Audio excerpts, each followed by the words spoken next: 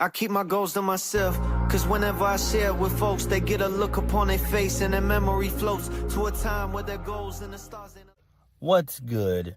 We're going to get into TNA Impact from April the 2nd, 2026. This was the fallout from Sacrifice. This was a pretty decent show. It seems like TNA is giving a slow push to Tessa Blanchard. She won the Bunkhouse match against Jody Threat, which that match was pretty fun. I actually quite enjoyed that. So I like what they're doing with Tessa Blanchard.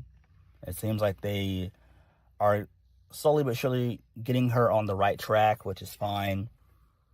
And we're still building towards Rebellion, which is next week. So, yeah. And hopefully Rebellion will be a big show for TNA, which it usually is. Like, Rebellion's usually a really good show for TNA. It's one of their stronger shows next to Bound for Glory and Slammiversary. Because Rebellion, they've had some pretty decent moments and stuff, and debuts of stars and stuff to show up. So hopefully that happens at Rebellion this year. It needs to happen again.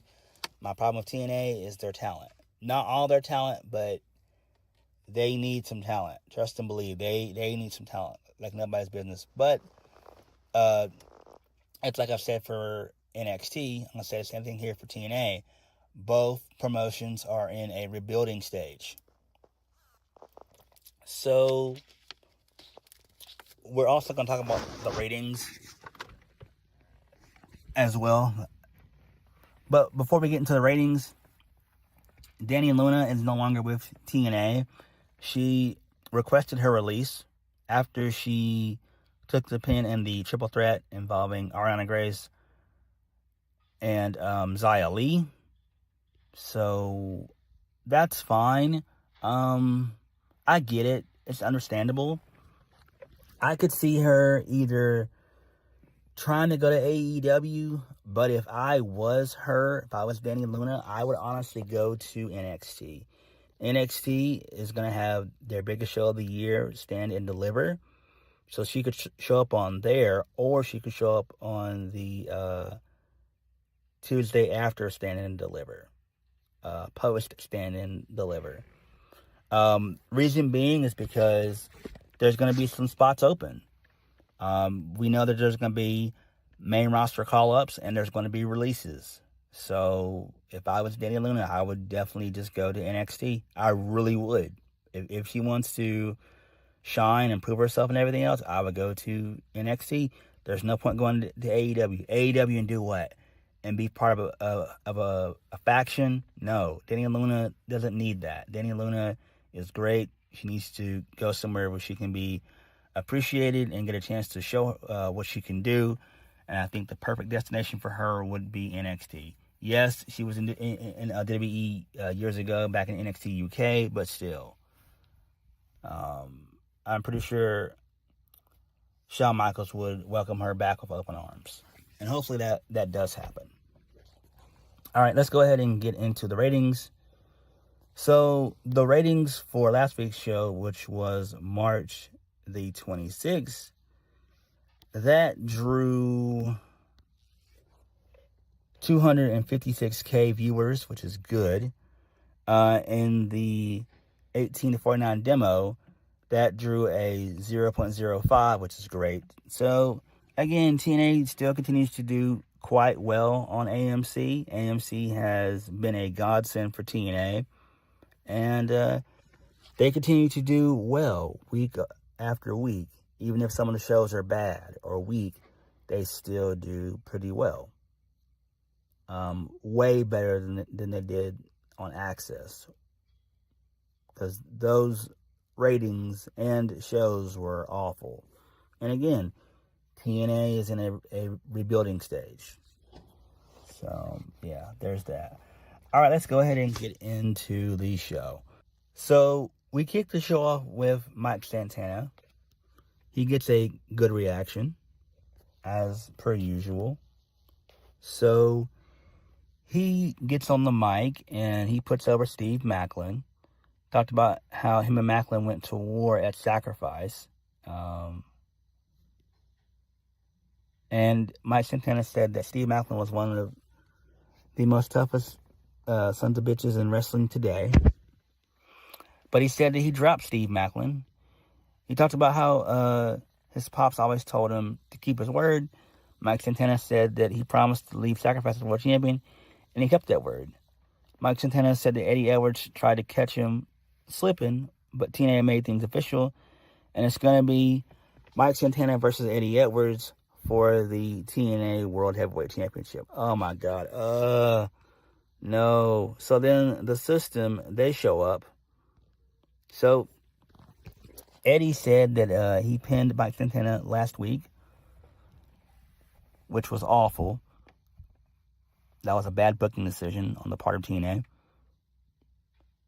Eddie said that at Rebellion, he'll take the title from Mike Santana, and TNA will be ran by the System.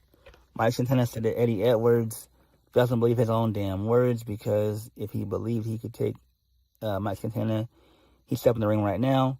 So Cedric, he cut in and said that Leon Slater will also be losing a title at Rebellion. So Leon Slater then shows up. Leon Slater pointed out that he beat Cedric Alexander a few months ago, which is true, and he's going to do it again. Cedric said that was then and this is now. Cedric said the System, Cedric said that the System would get the tag team titles come Rebellion. So the Order 4, they showed up. Mustafa Ali said that Rebellion will be Order 4's night because he'll win the international title. So Trey Miguel shows up, and he said some words. And he talked about how Mustafa Ali hides behind the Order 4. And then Trey he dared Mustafa Ali to fight him alone like a man. Mustafa Ali joked about Jada Stone leaving him in the tag match. So Santana, he wanted to basically fight and everything. Mustafa Ali, he pointed out the numbers game, how it's 3 of them and it's 4 of them. So Moose showed up. Then a brawl basically ensued.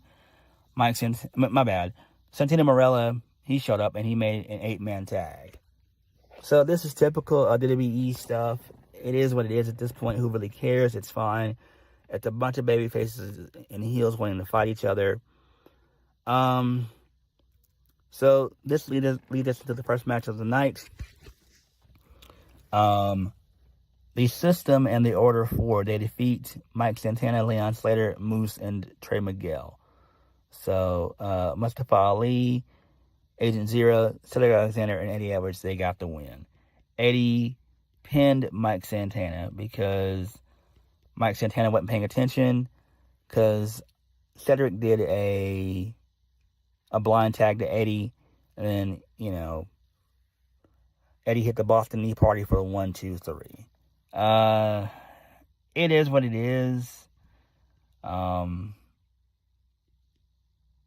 not a fan of this. I know they're booking Eddie as the company's top heel, but he's just not a credible heel to me. Eddie Edwards is like to me, he's like a low mid-card heel.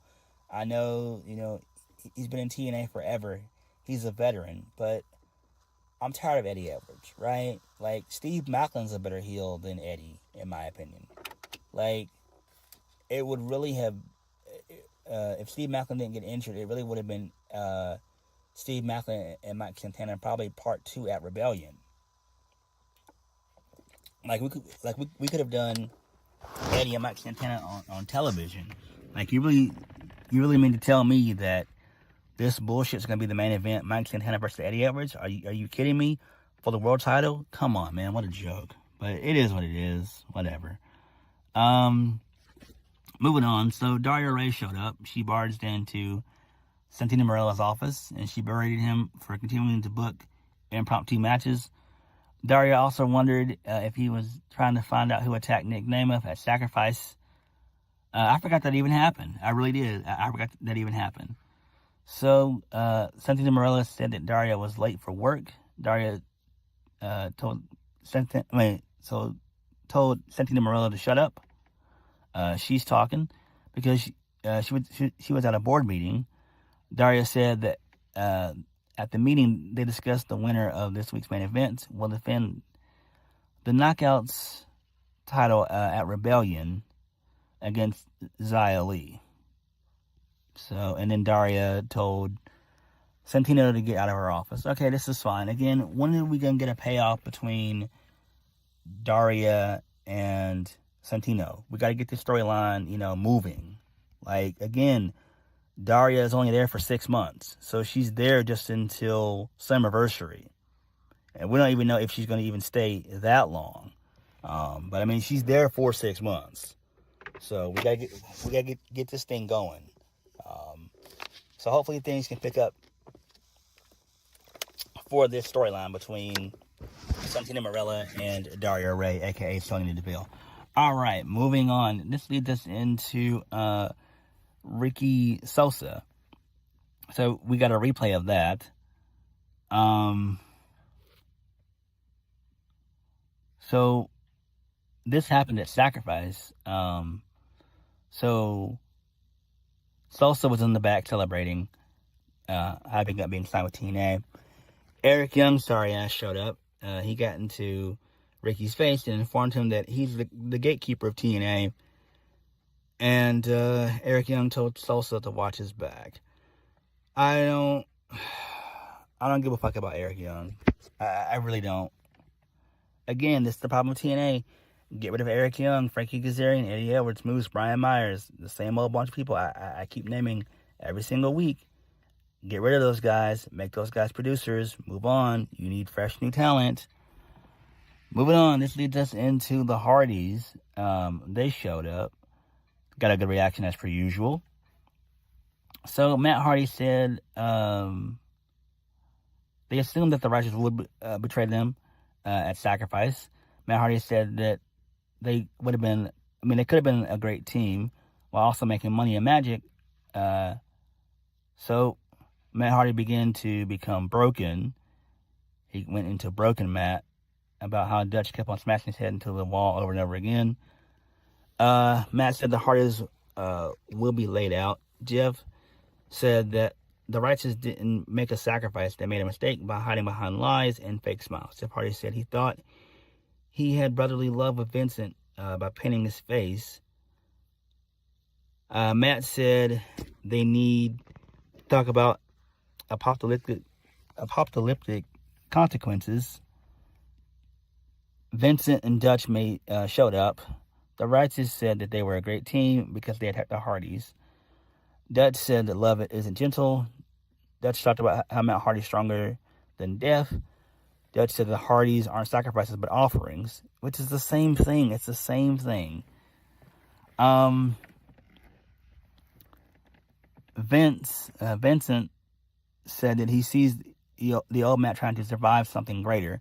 Vincent said the Hardys have something they want, not the titles, not money, which they gave back so they could stay in the game. Okay, I have no idea what that means. I'm guessing they're talking about the whole Ring of Honor stuff and everything with Tony Khan. Like, who cares about that? Vincent said, whatever it is, it's still breathing. So, the Hardys, they didn't challenge the Righteous to a match next week, and it's going to be a tables match for the tag team titles. Okay, why is this happening here and not at Rebellion? I don't know. This seems fishy to me. It really does. All right, moving on. This leads us into more Rosemary stuff. So Tessa Blanchard was getting ready for her match with Jody Threat. So the bunny shows up, bloodied and disfigured. And so Victoria Crawford, she's trying to talk to Tessa. So whatever. This is fine, I guess. Whatever. Moving on, this leads us into Arianna Grace and Stacks. They confront Mike Santana backstage and joke about how Mike Santana is not taking care of business like Arianna is. So, they left, that being Stacks and Arianna. So, Mike Santana shrugged. He said they don't even work here. So, there's that. Alright, that's fine. Whatever. Moving on, this leads us into Tessa Blanchard versus Jody Threat in a Bunkhouse match, which is great. Good stuff there. So this match is pretty fun. Steel chairs were involved in this. They brawled into production crates and everything else. A couple of trash can shots and everything. This was kind of tame. So, towards the end of the match, Tessa grabbed a cowbell and put it in the ring. She began to choke out Jody Threat with an electric cable, which was insane. And then Tessa took off the referee's belt and beat Jody Threat with it, which was kind of funny. So Jody hit Tessa with an F5, and then Tessa held on the belt around the neck of Jody Threat, and then Jody Threat passed out, and that's how Tessa Blanchard won. So that's fine. This makes sense. Thankfully, this feud is over with. What do you do with Tessa Blanchard going forward? I have no idea. Moving on, this leads us into Ryan Nemeth. He wanted to figure out who attacked his brother Nick. So he accused DDB of doing it. Frankie Kazarian was there, and he know that he didn't do it. So Frankie and Ryan